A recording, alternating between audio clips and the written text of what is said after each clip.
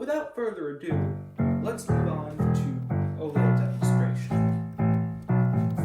So I called up the finest Chinese sweatshop on the market to order some electronics components, only to find out they cost $12 for a pack of 3.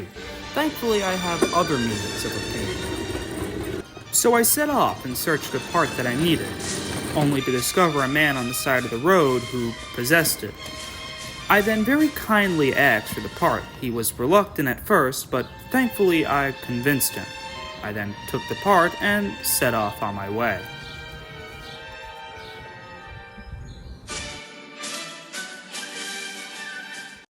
But with that, let's move on to the next one. So I gathered all the pieces together to assemble the ion cluster, and bit by bit I slowly put together. It was a generally simple blueprint, so it didn't take too long, but after calibrating everything and making sure it was all positioned correctly, it was good to go. But with all that said, I think it's time to move on to the next part.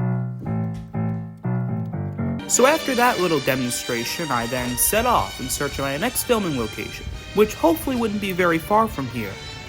I then got into my handy science-mobile and traveled out into the open road. Amidst my journey, I encountered a rather interesting sight on the side of the road, but this didn't dissuade me from my mission. But unfortunately, after a couple small sips of my chloroform flask, I appeared to no longer be in the proper condition to drive.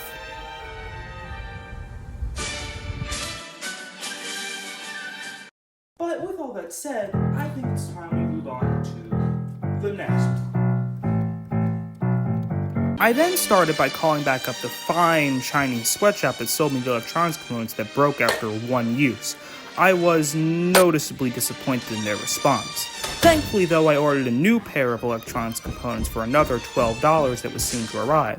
The package arrived abruptly, to say the least.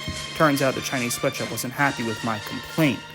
Thankfully, though, I was alright, but unfortunately, whilst working on the prototype and a few too many swigs of chloroform, I woke up in the woods.